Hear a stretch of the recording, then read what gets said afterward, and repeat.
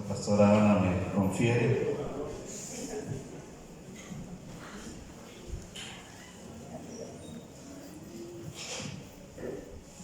Y ver a muchos de ustedes que, bueno, no los he visto los jueves, pero aquí ni los sábados, que es cuando generalmente yo vengo.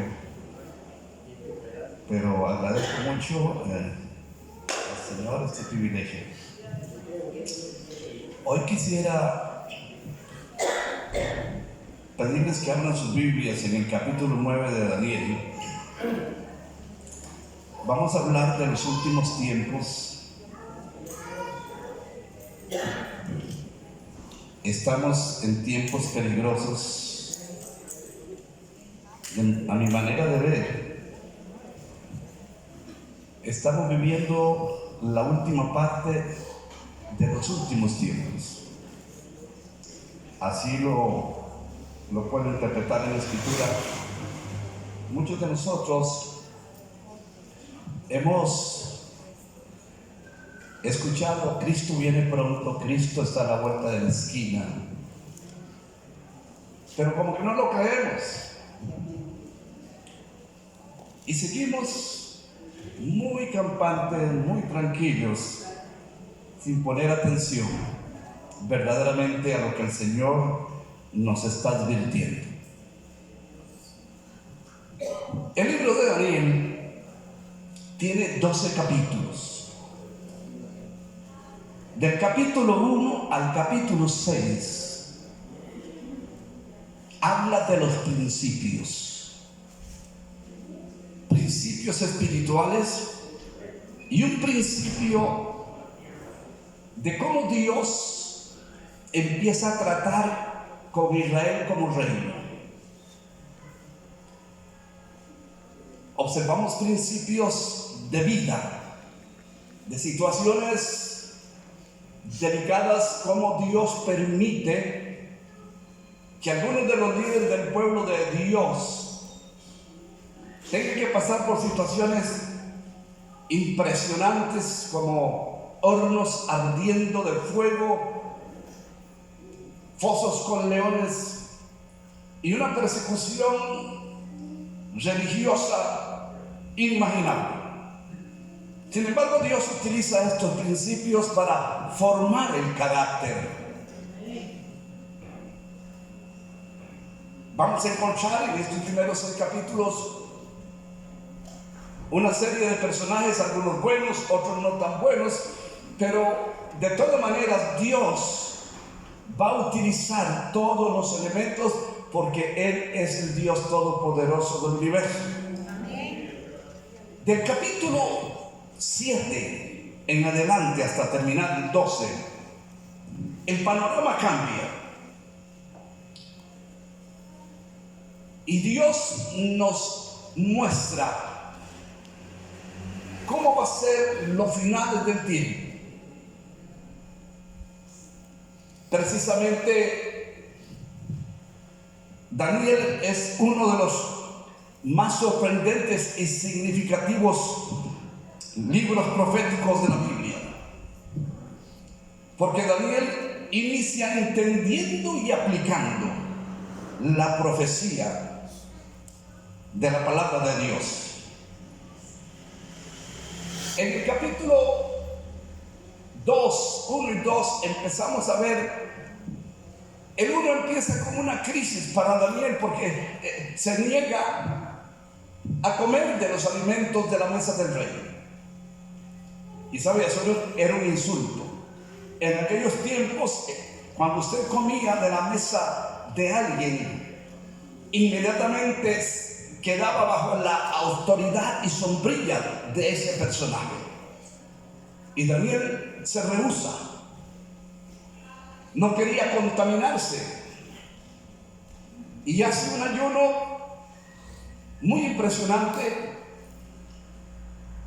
que lejos de hacerlo ver mal, lo hace ver saludable.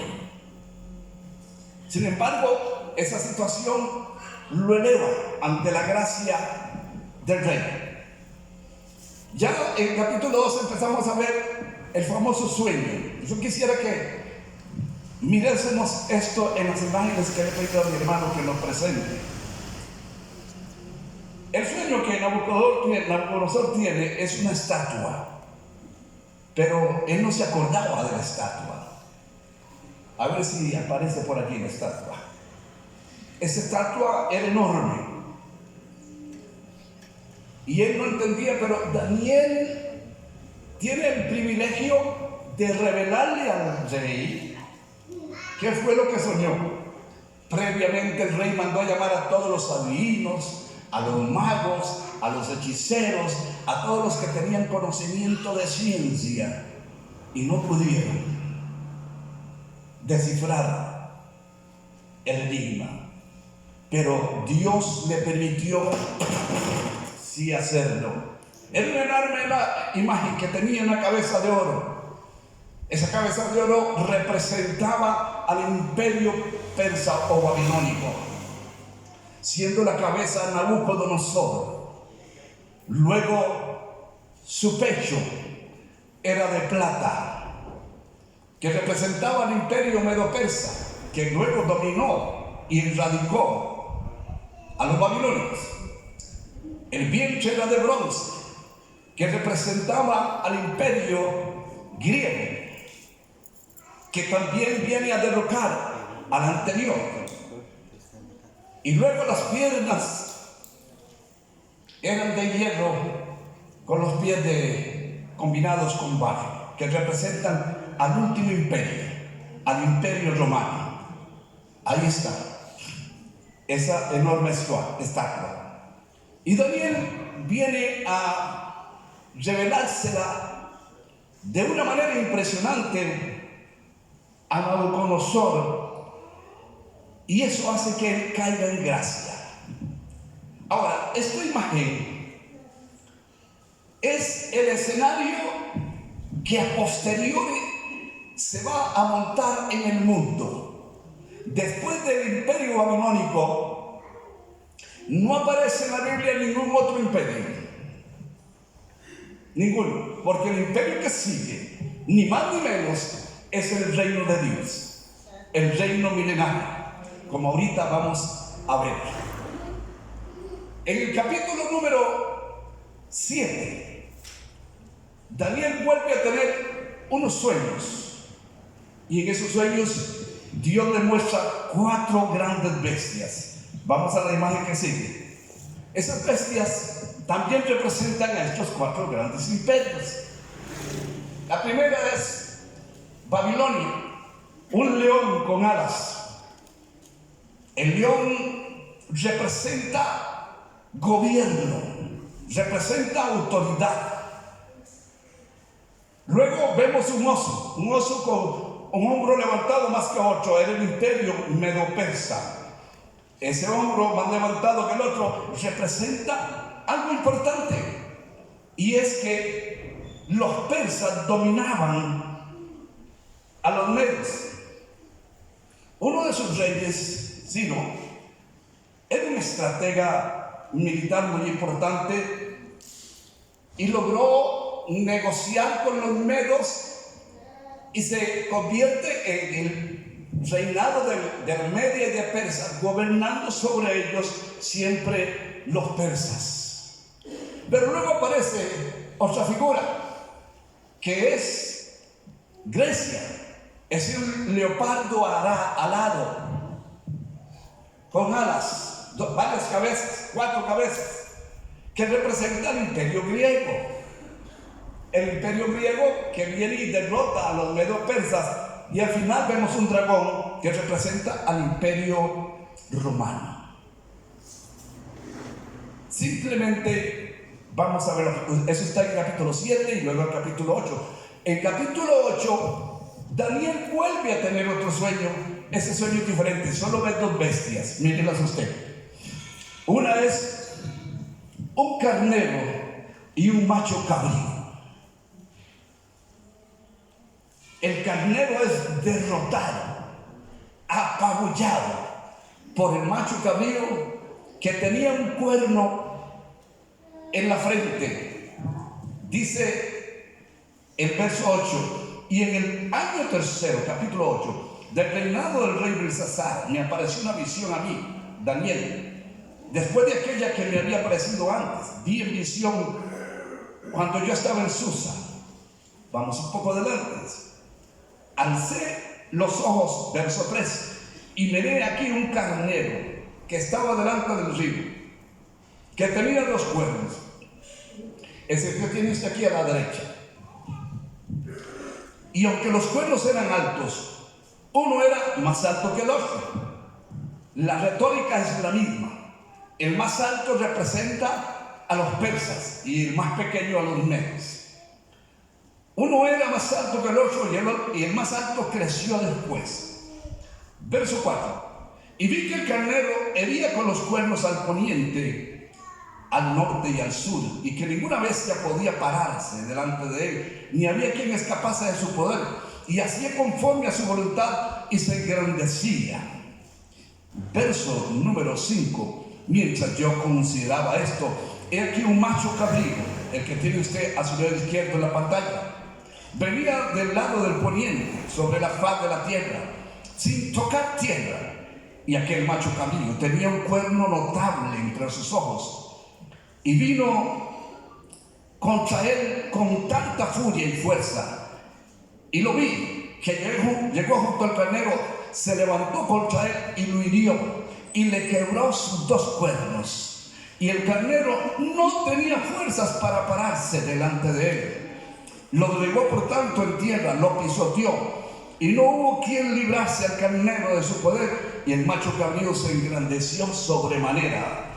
Pero estando en su mayor fuerza, aquel gran cuerno fue quebrado, y en su lugar salieron otros 4 cuernos notables hacia los 4 vientos. Se refiere al reinado de Carlos el Grande, el rey de Grecia que murió a muy temprana edad. Alejandro Magno, Alejandro Grande, murió como a los 30 años. Y entonces su reino se divide en 4, en sus 4 generales, esos 4 cuernos que usted ve que aparecen luego de que el cuerno es roto. Un general se llamaba Casandro, el otro Antígono, Ptolomeo y Seleuco Nicanor. Eran los 4 reinos en los que se dividió posteriormente el reino de Grecia. Ese luego es el que va a derribar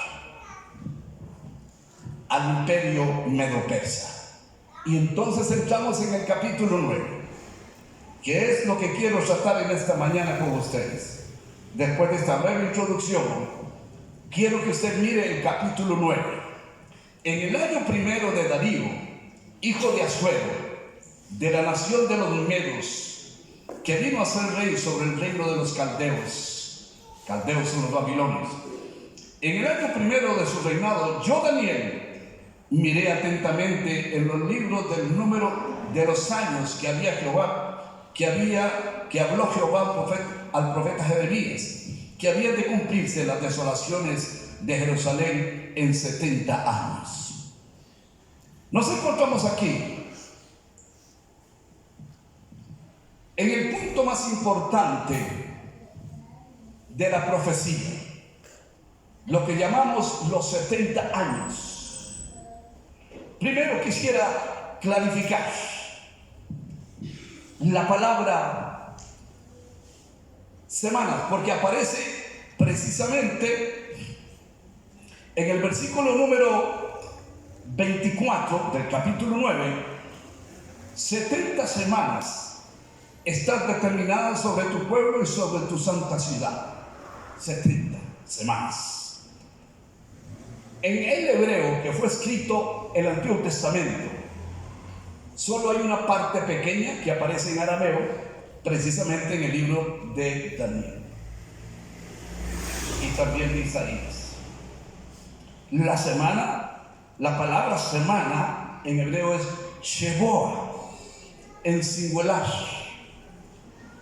En plural es la palabra hebrea Shabbat, que significa semanas.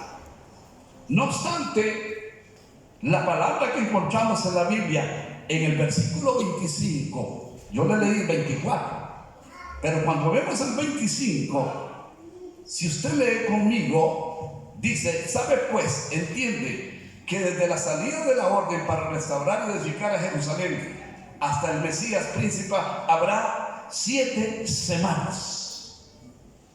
7 semanas. Y la palabra hebrea que está escrita en el texto original es Shavim Shevoim. Shavim Shevoim, que quiere decir 70 periodos de 7. Y es aquí donde quiero que usted mire esto. Por favor, pongan la otra lámina, mi querido amigo. El otro PowerPoint que estaba debajo de los carneros. Bueno, ahorita le miro.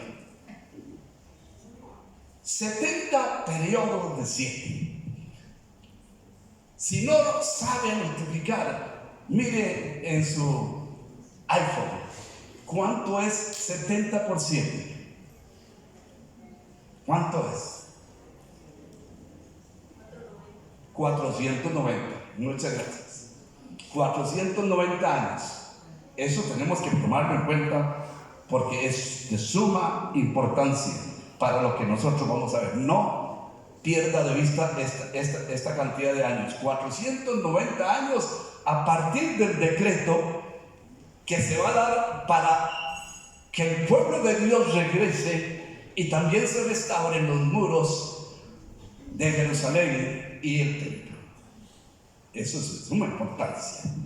Entonces nos encontramos con lo siguiente: del 3 al 19, del verso 3 al 19, lo que usted y yo encontramos es una oración. Una oración de Daniel. Daniel tenía una meta para alcanzar por medio de la oración. Y él se acercó a Dios como un hombre que sabía que no se le iba a negar su petición. Él hizo esto porque él estaba correctamente convencido de que su oración estaba en el centro de la voluntad de Dios. Él sabía que no estaba motivado en un deseo ególatra o egoísta de ninguna manera. Ahora, del verso 20 al verso 27, encontramos la visión donde un ángel llamado Gabriel viene a la hora de la tarde, del sacrificio de la tarde, y le habla a Daniel. Entonces, ¿por qué estaba orando Daniel? Bueno, porque Daniel conocía la profecía de Jeremías 25:11. Al puro principio, si usted se da cuenta del capítulo 9, está Daniel hablando, y en el año primero de su reinado, yo Daniel miré atentamente a los libros el número de los años de que habló Jehová el profeta Jeremías, que hablaba de cumplirse la desolación de Jerusalén en 70 años. Esa profecía Daniel la conocía, y cuando dice toda esta tierra, capítulo 25 de Jeremías, verso 11, será puesta en ruinas, toda la tierra, se refería a Judá, será puesta en ruinas y en espanto, y servirán estas naciones al rey de Babilonia 70 años. Y cuando sean cumplidos los 70 años, castigaría al rey de Babilonia y a aquella nación por su maldad, ha dicho el Señor Jehová de los ejércitos, y a la tierra de los caldeos, y la convertiré en desiertos para siempre. Y traeré sobre aquella tierra todas mis palabras que he hablado contra ella, con todo lo que está escrito en este libro, profetizado por Jeremías contra todas las naciones. Daniel conocía esto, pero conocía también a Jeremías 29:10, que dice: porque así dijo Jehová, cuando en Babilonia se cumplan 70 años, yo os visitaré y despertaré sobre vosotros mi buena palabra para hacerlos volver a vuestro lugar. Entonces, Daniel creía al pie de la letra que la profecía se cumpliría y que los 70 años estaban muy cerca para terminar lo que se llama la cautividad de Babilonia. Por eso es que Daniel oró fervorosamente pidiendo perdón por él y por el pueblo. Ahora analicemos un poquito la oración de Daniel. ¿Cómo lo hizo? En el verso 3 usted tiene la respuesta. Dice Daniel: volví mi rostro. Volví mi rostro. Esto significa determinación en la oración, pero también significa que tenía una meta por lograr por medio de la oración y por tanto se acercó a Dios con convicción, sabiendo que Dios lo escucharía. ¿Cómo lo hizo? Dice: con oración y ruego, en el verso 3. Él no se quedó esperando, pasivo, mientras el plan profético de Dios avanzaba delante de sus ojos. Y sabiendo lo calamitoso que se miraba ese futuro, él entonces ruega a Dios con intensidad por su pueblo. ¿Cómo lo hizo? Dice el texto: con ayuno y con cilicio. Ayuno y cilicio refleja un corazón humilde para acercarse a Dios. Ayuno y cilicio son símbolos de la humillación y del lamento. Ahora, ¿qué es lo que hace Daniel en esa oración? Veámoslo. Verso número 5. Confiesa el pecado del pueblo y glorifica la bondad y justicia de Dios. Esto es importante que nosotros lo comprendamos. Daniel no está clamando pretendiendo que Dios mire algo bueno en ellos. No hay nada bueno en nosotros.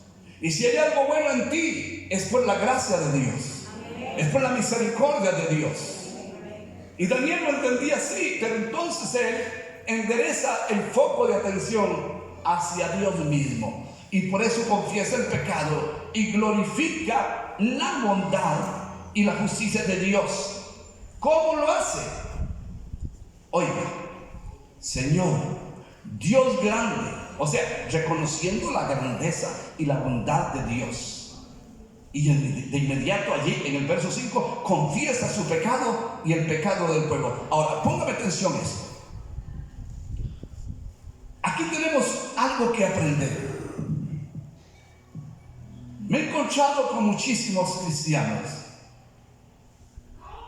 que siempre están pensando y dicen: qué buen mensaje el que dio la pastora Ana. Lástima que no vino María.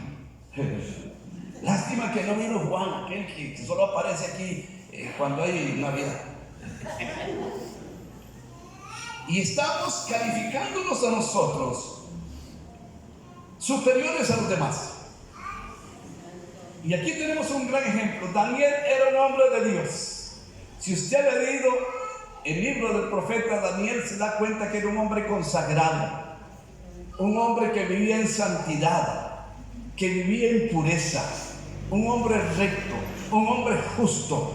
Pero aún cuando se presenta ante el trono de Dios, él no hace uso de eso que podría cualquiera jactarse, como el publicano que tenemos allá en el templo. Dice: Señor, no soy como esos, pero yo soy un hombre de Dios importante. Estoy parafraseando. Eso es orgullo, eso es jactancia. Verdaderamente no hay nada bueno en nosotros, es lo que dice la palabra. Y lo bueno que hay es porque Dios lo ha depositado en ti. Por eso guárdalo, guárdalo, tesóralo. Y vemos a Daniel, dice: confiesa su pecado. ¿Tendría pecado Daniel? Bueno, es una gran pregunta. Pero si la Biblia dice que Daniel se confesó, es porque tenía algo que confesarse. Algo tenía que confesar, ¿cierto? Y el pecado, dice, de su pueblo. En el verso 7 le dice Daniel a Dios: tuya, oh Señor, es la justicia y nuestra la confusión. Mire qué interesante. Daniel reconoce que el único justo en este vasto universo es Dios. Y que el hombre que no está cerca de Dios o que no obedece a Dios vive en confusión. Hoy vivimos en un mundo confundido. ¿Por qué Putin se le ocurrió enviar las tropas y atacar ese país? Asesinando y matando gente inocente. Porque está confundido. Porque está confundido. Porque hay gobernadores que quieren perpetuarse en el poder, como Maduro, Ortega y los que están de turno en Cuba, porque sin poder no sienten que son nadie. Mi amado hermano y mi amada hermana, el mundo está confundido y Daniel reconoce eso. Tuya es la justicia, nuestra es la confusión. Daniel sabía que la culpa no era de Dios, era de un pueblo desobediente. Dios era absolutamente justo y sin culpa, y que la confusión era el resultado de no haber seguido la justicia divina. En el verso 7, en el verso 10 y en el verso 14 yo me encuentro algo que se repite, muy importante. Dice Daniel: estamos así por causa de la rebelión de tu pueblo y desobediencia. Desobediencia. Yo tengo 6 hijos.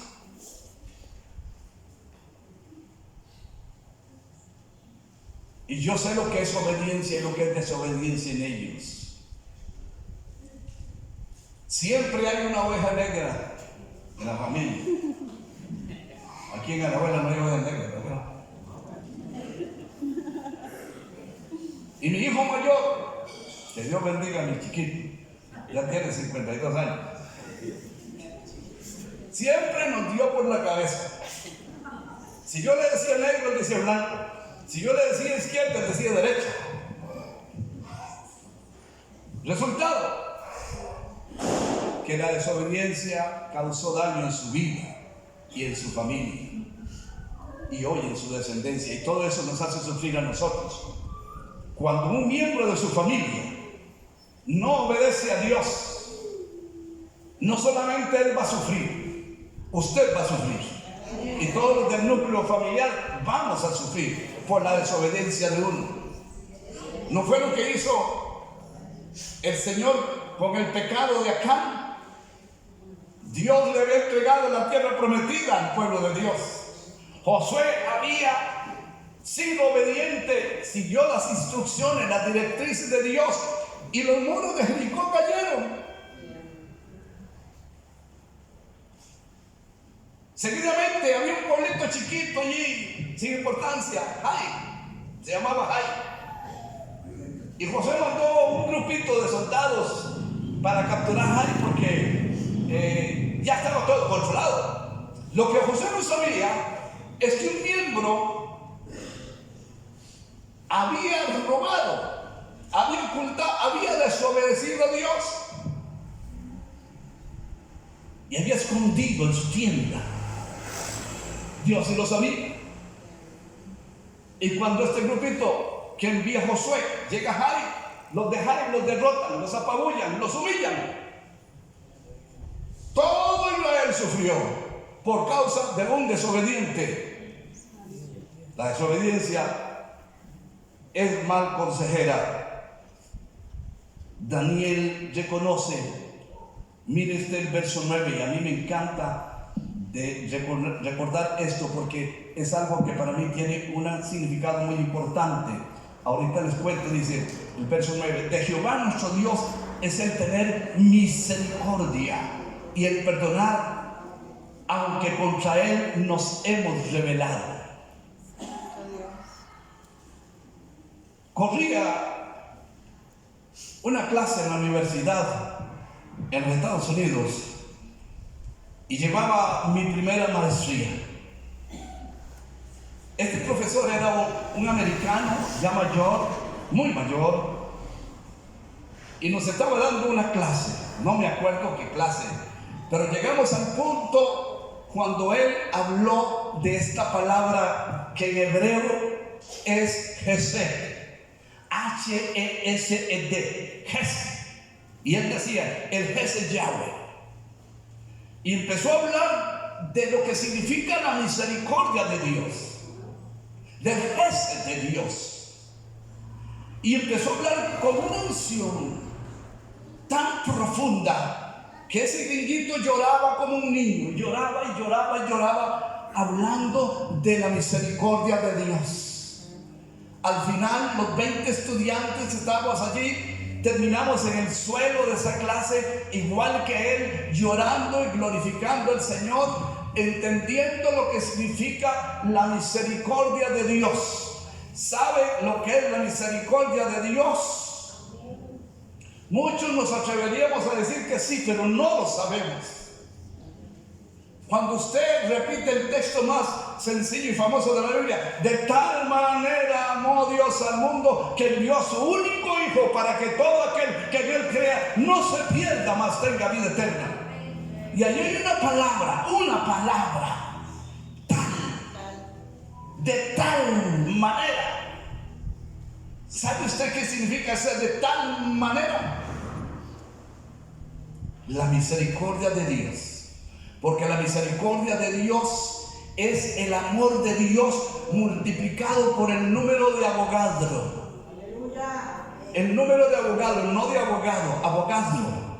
Es un número que no tiene fin. O sea que la misericordia de Dios no tiene fin. No tiene fin.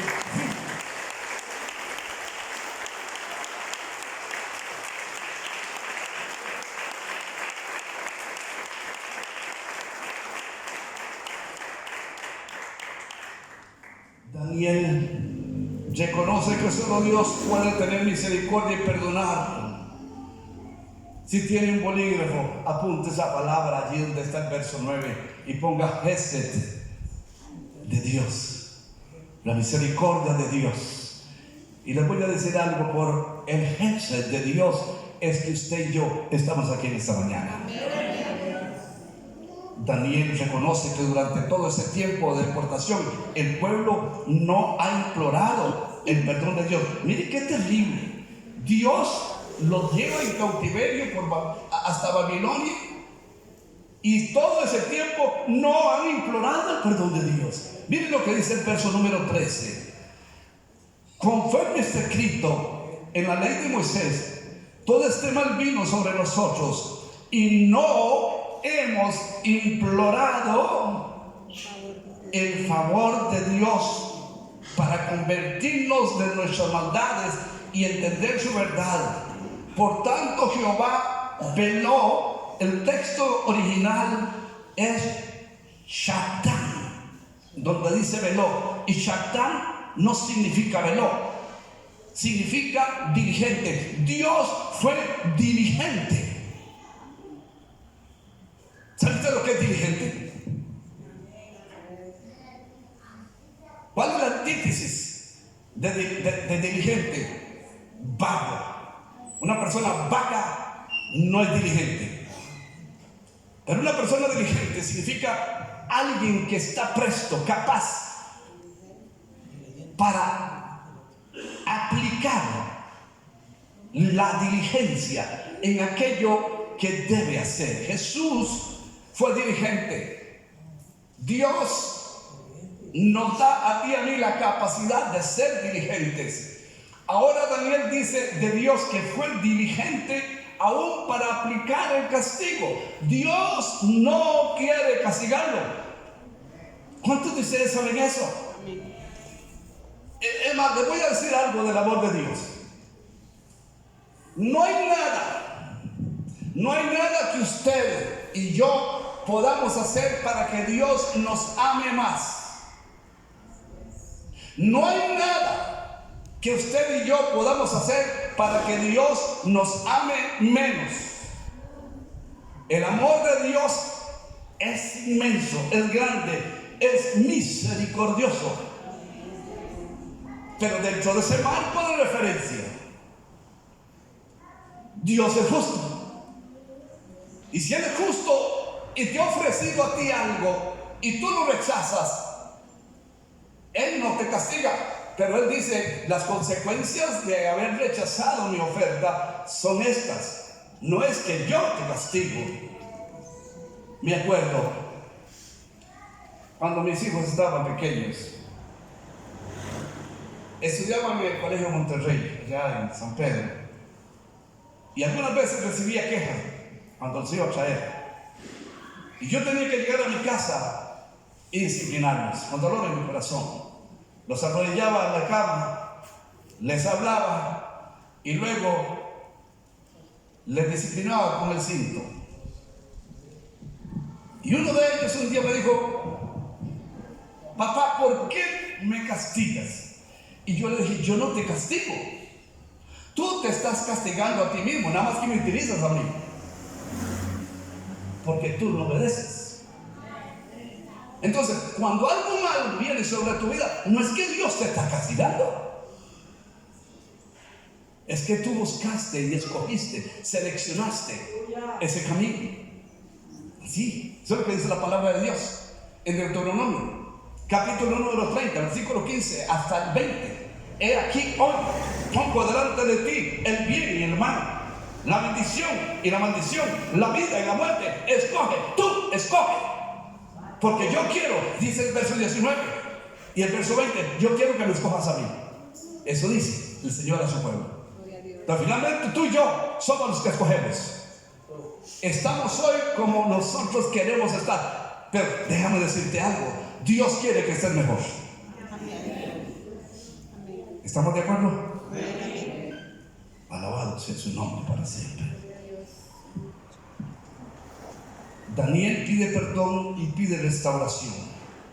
En el verso 16, el verso 18, dice: aparta tu ira y tu furor. Mira qué tremendo. Verso 16: conforme a tus actos de justicia. Dios, es lo que es. Mire la oración de Daniel. Voy a hacer un cambio de palabras. Dios, no te estoy pidiendo que hagas nada en contra de tu justicia, sino que hagas algo para que tu nombre sea glorificado.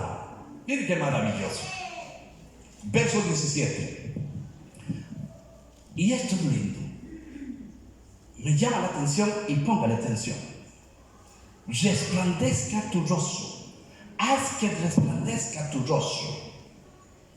En el verso 17. Significa que Daniel confiesa, que reconoce que su pueblo necesitaba mucho de Dios, pero que todas sus necesidades juntas podrían resumirse en una: ellos necesitaban que el rostro de Dios resplandeciese sobre sus vidas. Te lo pongo de esta manera: no sé cuáles son tus necesidades. Pueden ser financieras, pueden ser de salud, pueden ser relacionales, pueden ser emocionales, pueden ser mentales. No sé cómo son sus necesidades, pero si tú todas esas las metes en un saco y las amarras y se las trae al Señor, lo único que necesitas al final no es que el Señor trate con todo eso, sino que su rostro resplandezca en ti. ¿Y sabe qué significa? Que su gracia, su amor y su misericordia harán que todo eso Dios lo transforme para bien. Bendito sea su nombre. Que tu rostro resplandezca sobre tu santuario, tu santuario solado, dice el verso 17. Es decir, Señor, no tardes, por favor, pero por amor a ti mismo. Este versículo bíblico habla sobre la importancia que Dios da escuchando las oraciones y cómo puede restaurar lo que está roto y desolado. Mire qué hermoso. La oración no es un acto religioso, no es hacer algo para que la pastora Ana te vea. No, La oración que vale no es la que uno aparenta, sino cuando tú estás a solo con Dios. Cuando ores, dice el Señor, entra a tu aposento, cierra la puerta con llave, para que nadie te mire, porque el Señor, tu Padre, sí te mira, y Él mira en lo secreto. ¿Sabe usted que Él mira en lo secreto? ¿Qué es lo que hacen los hombres cuando quieren hacer las cosas mal? En secreto, en la oscuridad de la noche, a la vuelta de la esquina, en secreto. Y el especialista en descubrir secretos es Dios. Tú puedes engañar a la pastora, puedes engañar a tu mujer, puedes engañar a tu marido, puedes engañar a tu papá y a tu mamá, pero a Dios no lo puedes engañar.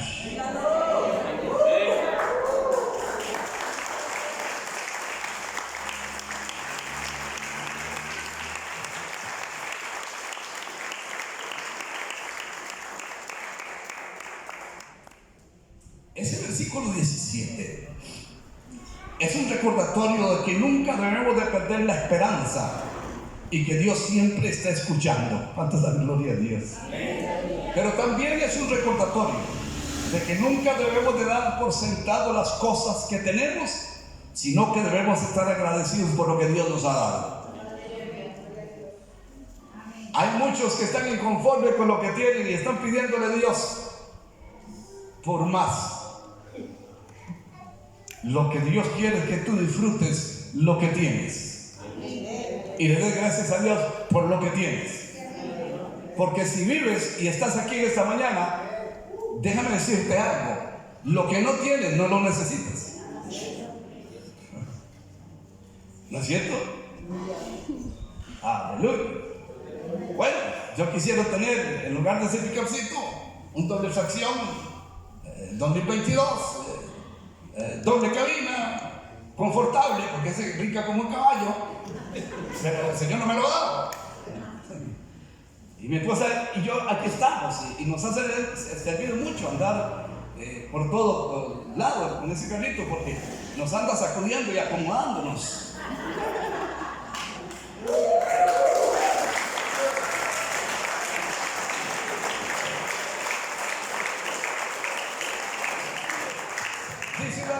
No elevamos nuestros ruegos ante ti confiados en nuestra justicia, sino en tus muchas misericordias. De nuevo la palabra es el verso 18.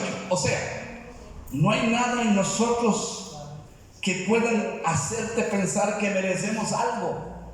No hay nada en nosotros que te impresione. Muchos queremos impresionar a Dios. Me acuerdo cuando yo empezaba en esto, y vino un famoso evangelista puertorriqueño, se llamaba Gigi Ávila, y él era famoso porque ayunaba. Y entonces nos llamó un grupo de pastores. Yo estaba empezando apenas mi trabajo aquí, y nos metimos a una casa en Escazú que le prestaron. Habíamos como 10 pastores con él allí ayunando, y fue una experiencia muy bonita, hermanos. Pero qué va, yo no aguanté nada más que 3 días.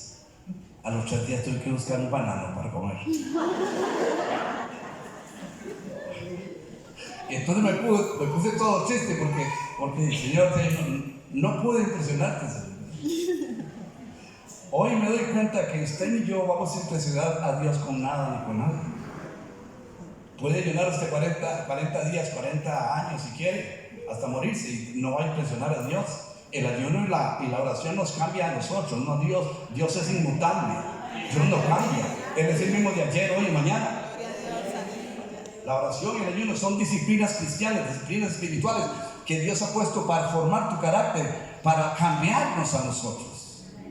Pero Dios no cambia. Bendito sea el nombre del Señor. Dios es bueno. Daniel entonces cierra esta oración con un clamor fervoroso. Él sentía que de esta lucha espiritual dependía mucho el futuro de su pueblo. Por eso él persistió, casi importunando a Dios, y por eso le dice: oye, oh Señor, perdona y presta tu oído, hazlo, no tardes, por amor a ti mismo, porque tu nombre es invocado sobre tu ciudad y sobre tu pueblo. Aterricemos. Hasta ahí la oración de Daniel. En el verso 20 dice: aún estaba hablando y orando y confesando mi pecado y el pecado del pueblo de Israel, y derramaba mi ruego delante de Jehová mi Dios por el monte santo. Esta palabra monte en el texto original no es montaña, se refiere al templo donde fue instalado sobre el Sinaí, el monte de Sión, el famoso templo, que hoy precisamente en ese lugar hay una mezquita musulmana allá en Jerusalén. Y muchos saben que el día que a Israel se le ocurra construir el tercer templo, el que se está esperando, donde el Señor va a venir para establecer el reino milenario, podría ocurrir una guerra mundial. Y es cierto, pero la Biblia dice que allí se va a construir el tercer templo. Yo no sé cómo, no sé. Y no me voy a poner a intentar saber cómo, pero Dios lo va a hacer, porque para Dios no hay imposibles. Dios es el Todopoderoso. Y dice a Daniel: y yo estaba delante de ti, mi ruego delante de Jehová, orando por el templo santo de mi Dios. Y aún estaba hablando en oración cuando el varón Gabriel, a quien había visto la visión al principio, volando con presteza, vino a mí a la hora del sacrificio de la tarde. Daniel oraba 3 tiempos. Oraba la Midyaher, el sacrificio de la mañana. Oraba en el Arbiot, que era en la noche, en este hora vino, y hablaba en la Midya. 3 tiempos de oración, mañana, tarde y noche. Y estaba, dice, allí a la hora del sacrificio de la tarde, y me hizo entender y habló conmigo diciendo: Daniel, ahora he salido para darte sabiduría y entendimiento. Al principio de tu ruego fue dada la orden, y yo he venido para enseñártela, porque tú eres muy amado. Qué hermoso esto. Muy amado.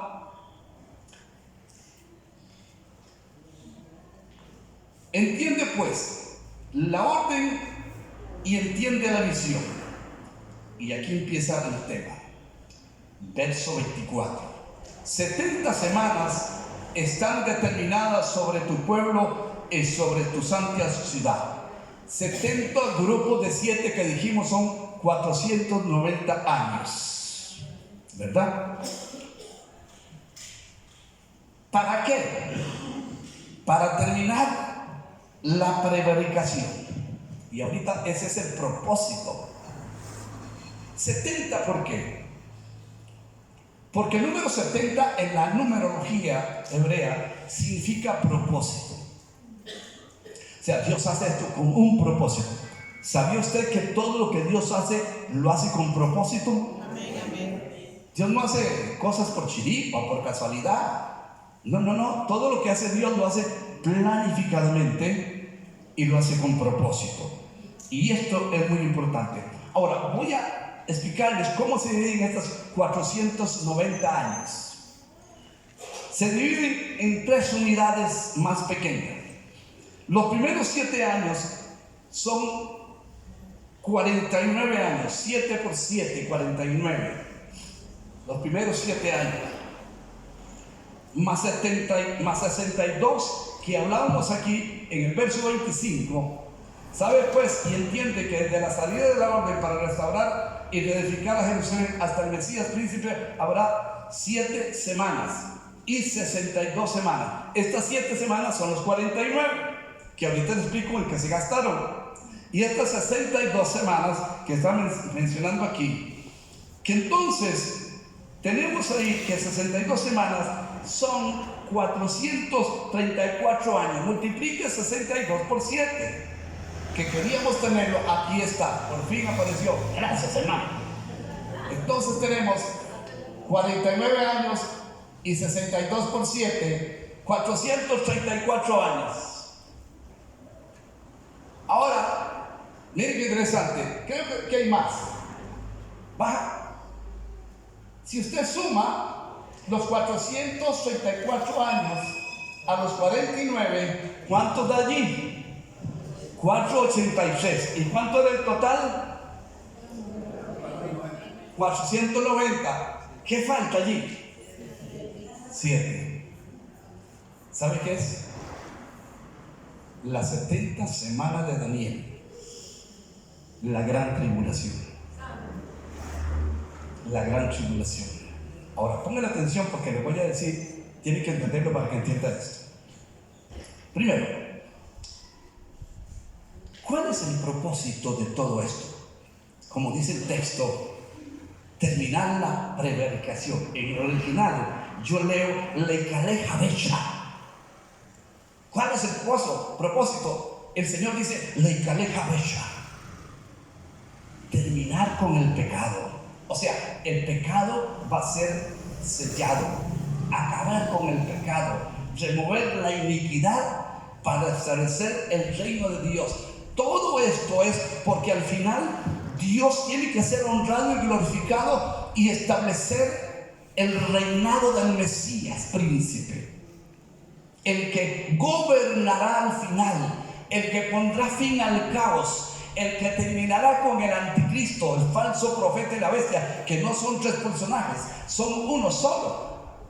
Pero que así como Dios es un Dios trino, Dios Padre, Hijo y Espíritu Santo, de una misma esencia y una misma naturaleza, Satanás es un trino, bestia, por lo salvaje, que va a ser en lo que es la gran tribulación y la persecución del pueblo judío y aquellos cristianos que no hayan obedecido y se queden en la gran tribulación, porque la gran tribulación no es para la iglesia. La gran tribulación es para el pueblo judío que pecó, y lo dice el texto más triste de la Biblia en San Juan capítulo 1: a ellos vino, mas ellos lo negaron. Cuando ellos no aceptaron al Mesías, se convirtieron en oprobio para Dios. Y Dios entonces ha tenido que mantenerlos allí, pero todavía Dios no ha terminado con Israel. Cuando venga la gran tribulación y aparezca, aleluya, el Rey de Reyes y Señor de Señores, que aparecerá para terminar con todo ello, tendrán la oportunidad de reconocer al Mesías. Algunos serán salvos, no todos, pero algunos judíos serán salvos, y la iglesia, la esposa del Cordero, aleluya, que estará al lado del Mesías. Entonces, el propósito es terminar con el pecado, pero para que esto ocurra, tiene que expiarse la iniquidad. El texto que yo tengo en el original hebreo dice Ulhapeh Abon, para expiar la iniquidad, y así Udaber Sedek Hulamim, traer la justicia eterna. Traer la justicia eterna, y esto describe ni más ni menos que el reino de Dios. Entonces, esta profecía trata de 2 cosas. Primero, Leikaleja Becha, terminar con el pecado, terminar con la prevaricación. 2, Udavir Sedek Hulamim, establecer la justicia de Dios. ¿Para qué? Para Dilaton Hashon, o sea, sellar la visión de esta manera. Y entonces, oiga lo que dice el texto original: Bereshamua Kodesh Kodeshim. En el hebreo, Bereshamua Kodesh Kodeshim, ungir el lugar santo. O sea, establecer el templo para el reino milenial, para así reiniciar la adoración en el lugar santísimo. Mire usted el verso 25 que hemos leído, lo repito: desde la salida de la orden para restaurar y edificar Jerusalén. La pregunta es: ¿cuándo salió esa orden? ¿Cuándo salió esa orden? Esa orden, mi amado hermano, parece que salió en el año 486 de la era antes de Cristo, en tiempos del imperio medo-persa, porque dice que fue dado la orden por Artajerjes, rey de Persia, en el año 445, perdón. Si usted ve Nehemías 2, 1 al 8, encontrará este dato. En el año 445, Artajerjes, rey de Persia, da la orden para reconstruir el pueblo de Dios. ¿Cómo sucede? Si usted lee los versículos, dice que Nehemías se presentó muy triste ante Artajerjes y era casi un peligro de muerte presentarse triste ante el rey. Y el rey le dice: ¿qué te pasa? ¿Estás enfermo? Y Nehemías dice: no estoy enfermo, pero no puedo estar contento porque los sepulcros de mis padres allá en la tierra donde yo nací están mal, la gente, las puertas están quemadas a fuego, las murallas caídas. ¿Qué quieres? Y entonces dice la palabra de Dios que el profeta le dice al rey: por favor, permíteme regresar para reconstruir. Y Dios le permite a Nehemías regresar para reconstruir. Entonces, escúcheme bien, el tiempo que se gastó en la reconstrucción de los muros de Jerusalén son precisamente 7 por 7, los 49 años que les dije. Si usted lo busca en la Biblia, va a encontrar eso. 49 años se gastaron utilizando, hermanos y hermanas, costumbres judías de un año de 360 días. Nosotros tenemos años de 365 días porque estamos de acuerdo al calendario gregoriano.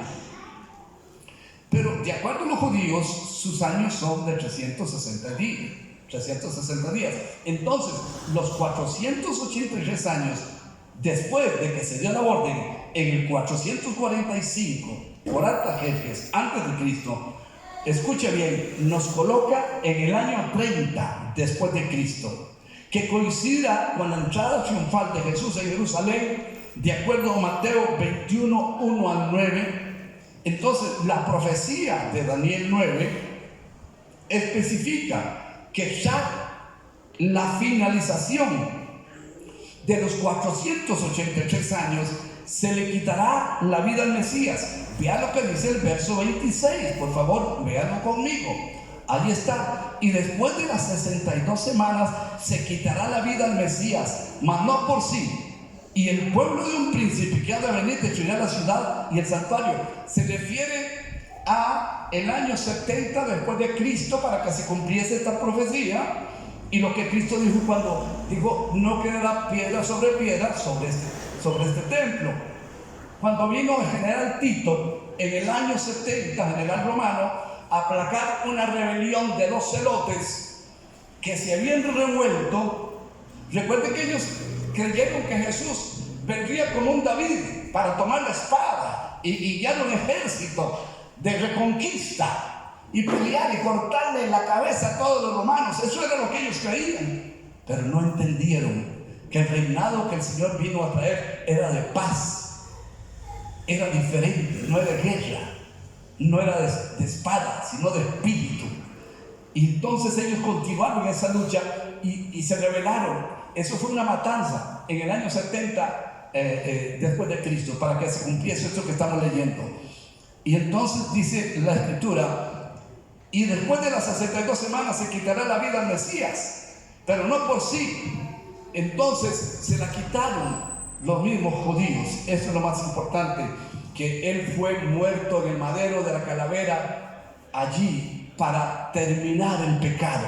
Jesús fue el Cordero de Dios que quita el pecado del mundo. Fue, es y seguirá siendo, porque aún está sentado a la diestra de Dios, intercediendo por ti y por mí, para que cuando el Satanás te acusa, el Señor le dice a papá: mira la sangre que derramé por ellos. Esa sangre que está bien.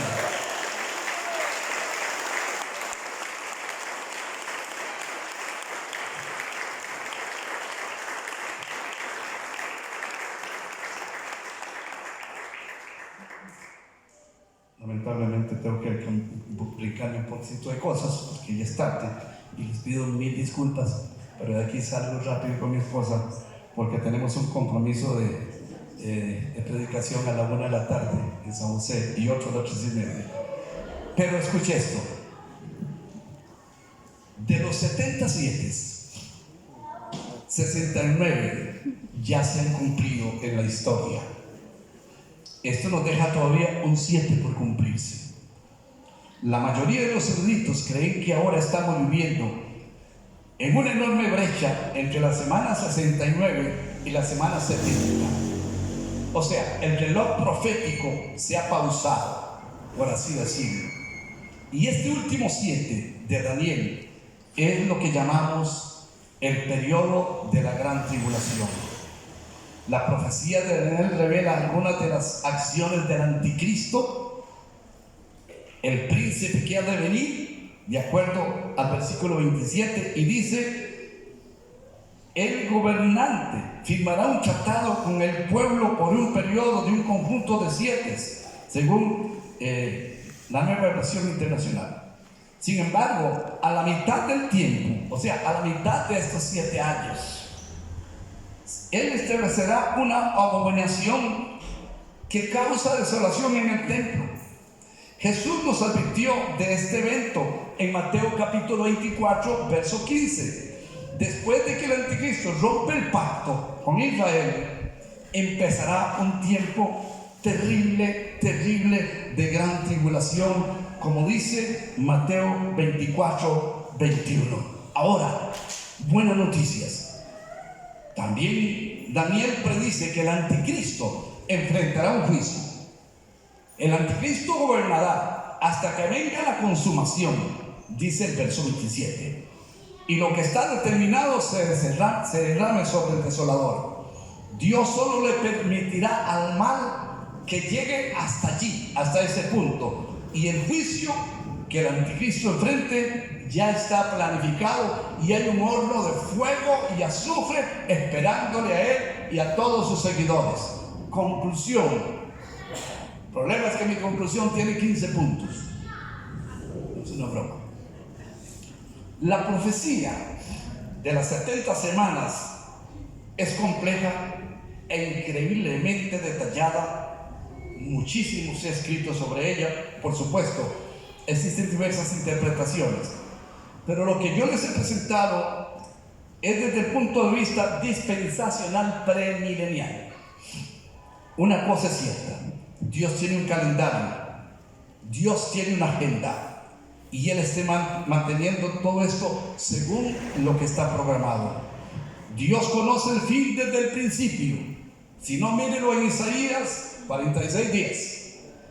Y debemos estar siempre esperando el retorno triunfal de nuestro Señor Jesucristo, como dice Apocalipsis 22:7.